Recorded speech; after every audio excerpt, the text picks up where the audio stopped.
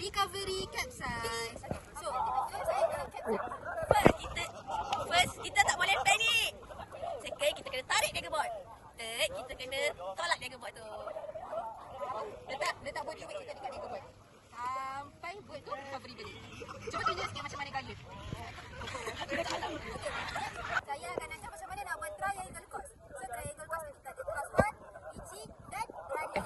Apa yang macam mana spot? Cross hold, kita kena tarik main sheet block to block. Kalau reaching, kita kena buka layar 45 darjah. Okay, leg bot kena angkat tak? Of course dah kena. Okay, running pula. Running pun sama, kena angkat dagger board. Tapi layar kena buka 90. Okay, see you guys soon at Hello.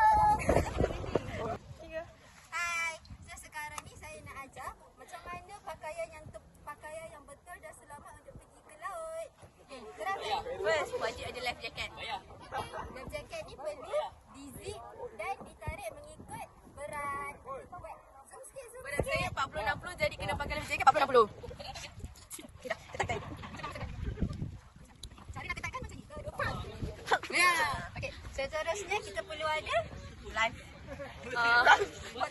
Water shoes. Kenapa kita kena pakai water shoe? Sebab nanti kaki kita sakit, kita tahu apa ada dalam laut tu. Okay, yang ketiga adalah pakai seluar sailing. Beli di Decathlon. Okay, seterusnya kita perlu ada topi dan spek mata untuk mengelakkan sinaran Matahari. Okay, last but not least, pakailah Screen. Okay, jumpa korang di air.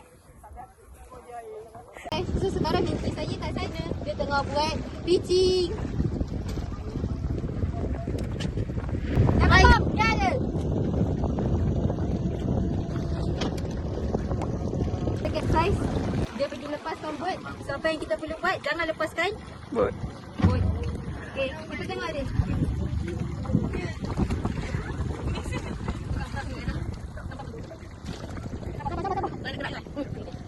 Pusing baik.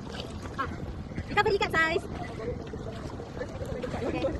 Okay, sekarang mangsa tengah cuba untuk recovery capsize. So apa dia buat? Dia peluk buat dan menggunakan body weight untuk naik ke atas. Jangan jod, peluk. Okay, kaki straight. Kaki straight. Kaki tegak, pasal peluk. Pakai body weight. Okey, jaga. Betul. Naik lah. Sikit lagi. Baik sikit lagi.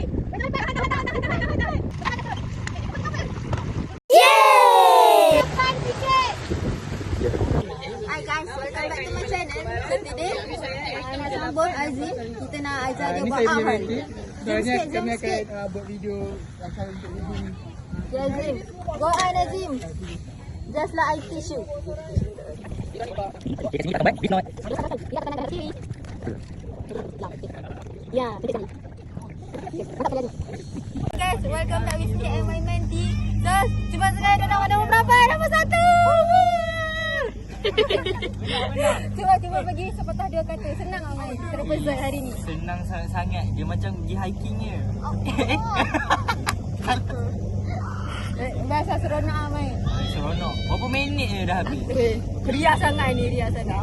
Jadi apa-apa pun terima kasih kepada mentee yang sudi menerima ilmu. Jumpa lagi pada waktu yang lain.